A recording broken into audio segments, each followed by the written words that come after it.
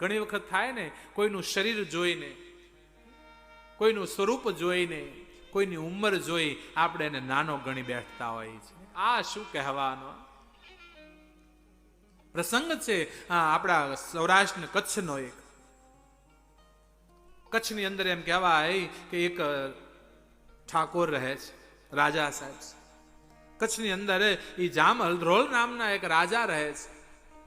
જામ હલધ્રોલ ને કહેવાય કે બીજાની યારે દુશ્મનાવટ હતી અને દુશ્મને કીધેલું કે એક અઠવાડિયાની અંદર જામ હલધ્રોલ ને હું મારી નાખીશ.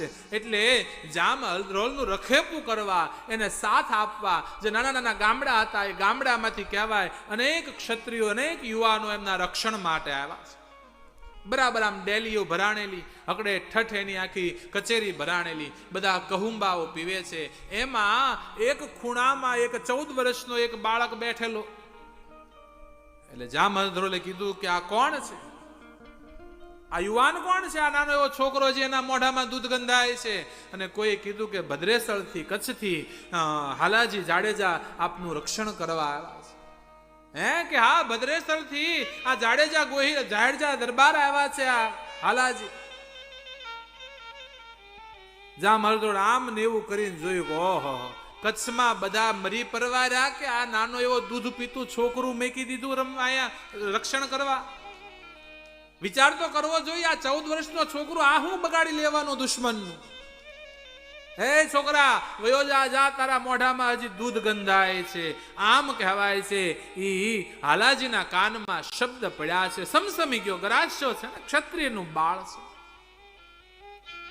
મનમાં વિચાર કરે કે હે ભવાની, એક મોકો આપને તો જામ હલધ્રોલ ને બતાવી દઉં કે નાનો તો હું નાગનો કણો છું. ભલે નાનો હોવ પણ હું નાગનું બચ્ચું છું.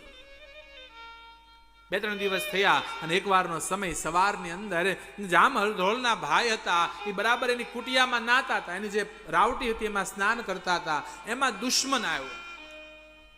દુશ્મને આવી અને સીધો જે જામ હલધ્રોલની જે એની રાવટી હતી, તંબુ, એની અંદર આવ્યો. અને જામ હલધ્રોલના ભાઈ સ્નાન કરે એને એમ થયું કે આજ જામ હલધ્રોલ પૂછું કોણ છો? જામ હલધ્રોલના ભાઈને એમ થયું કે હું જો એમ કહીશ કે હું એનો ભાઈ છું તો કદાચ ભાઈને મારવા માટે દુશ્મન પાછો બીજા દોડશે અને જામ હલધ્રોલને મારશે. એટલે કીધું હું પોતે જામ હલધ્રોલ. એટલે જે દુશ્મન આવ્યો તો એ તલવાર ખેંચી અને એના ભાઈનું મસ્તક કાપી અને નીકળ્યો. ત્યાં ચીસો પડી, રાડો પડી, દુશ્મન જાય, ઘા કરીને કોરો વયો જાય. આટલા બધા ગરાસિયા ભેગા થયા અને એક દુશ્મન મારીને વયો જાય. દોડો એમ કહેવાય, રીડિયું પડવા લાગી અને અરબસ્તાની ઘોડા ઉપર દુશ્મન હતો જે આવેલો એકો હતો. એકો કોને કહેવાય? 150 દુશ્મન આ બાજુ, 50 લડવૈયાને રાખો અને 50 આ બાજુ હોય. બધાના હાથમાં ખુલ્લી તલવારો હોય અને 100 એક હારે વાર કરે, હુમલો કરે તો કોઈની તલવારની અણી પોતાને ન અડવા દે, હોહરો નીકળી જાય ને એકો કહેવાય. 100 દુશ્મનને એકલો હરાવે એને એકો કહેવાય. આવો એકો હતો અને તાકાતવાન અરબસ્તાની ઘોડો, એ અરબસ્તાની ઘોડા ઉપર સવાર થઈ ભાગ્યો અને રીડિયું મળી પડવા કે દુશ્મન જાય. બરાબર એ સમયે હાલાજી કહેવાય પાસે એક તળાવ હતું ને, તળાવમાં પોતાની પટ્ટી ઘોડીને નવરાવતા હતા.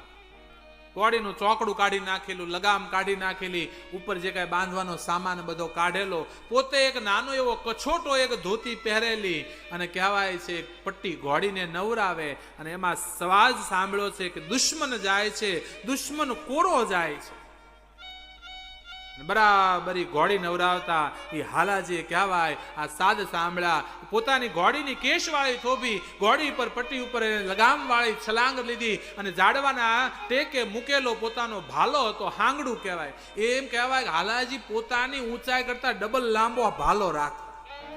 પોતે નાના હતા પણ ડબલ મોટો ભાલો રાખતા. એ હાંગડી લીધી, એ ભાલો લીધો અને જે અવાજની અંદર જે દિશામાં સાદ પડ્યો એ દિશામાં સાદ સાંભળ્યું અને પોતાની ઘોડી દોડાવી. કાંઠિયાવાળી ઘોડી પટ્ટી અને પટ્ટીને કહેવાય કે ડોકે હાથ ફેરવીને કીધું તું પટ્ટી, આજ દુશ્મન નહીં, આજ કચ્છની ભદ્રેસરની આબરૂ જાય છે. હે પટ્ટી, આજ તારી ને મારી આબરૂનો સવાલ છે. એકવાર અરબસ્તાની ઘોડાને આંબી દે ને તો પટ્ટી આજ દુશ્મનને ધરબી દઉં જમીનમાં. વગર ચોકડે વગર લગામે અને પટ્ટી દોડીથી ઇતિહાસ સાક્ષી છે. અને અરબસ્તાની ઘોડો કોઈ ના આંબી શકે, વાહન તમારી મોટર કાર ના આંબી શકે એવી તેજીથી દોડવા વાળો અરબસ્તાની ઘોડો.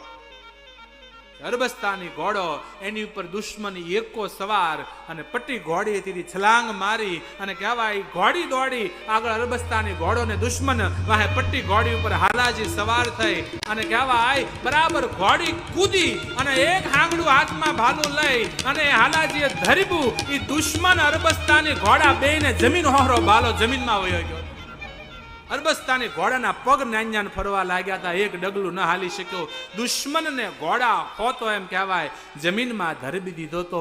એનું સ્વરૂપ નાનું હતું, એની તાકાત મોટી હતી અને તેદી આપણા સૌરાષ્ટ્રના કવિઓએ ગાયું, હાલાજી તારા હાથ વગાડો, હે પટી તારા પગલા વગાડો, હાલાજી તારા હાથ વગાડો, હે પટી તારા પગલા વગાડો. આપણે ઘણી વખત આ ગાયું છે, સાંભળ્યું છે. બધા શું ગાય? હાલાજી તારા હાથ વખાણું પછી તારા પગલા વખાણું. નહીં, શબ્દ છે કે હે હાલાજી, હે જાડેજા, તારા હાથની તાકાતને વખાણું કે અરબસ્તાની ઘોડાને દુશ્મન હોતો ધરબી દીધો, કે પછી હે પટ્ટી ઘોડી, તારા પગલાને વખાણું, તું કાઠિયાવાડી ઘોડી સામે અરબસ્તાની ઘોડો, તો અરબસ્તાની ઘોડાને તું વટી ગઈ.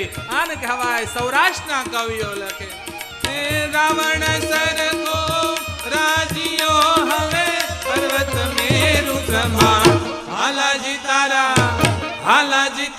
હાથ વગાડું, એ પટ્ટી તારા પગલા વગાડું, હાલાજી તારા હાથ વગાડું, એ પટ્ટી તારા પગલા વગાડું, હાલાજી તારા હાથ વગાડું, એ પટ્ટી તારા પગલા વગાડું. હે રાવણ સરકો રાજીઓ હવે પર્વત મેરુ સમાન, હાલાજી તારા હાલાજી તારા હાથ વગાડો, એ પટ્ટી તારા પગલા વગાડો, હાલાજી તારા હાથ વગાડો, એ પટ્ટી તારા પગલા વગાડો. શૂરવીરતા, દાનવીરતા અને ભજન યાદ રાખજો, એ માની કુખમાંથી આવતા હોય.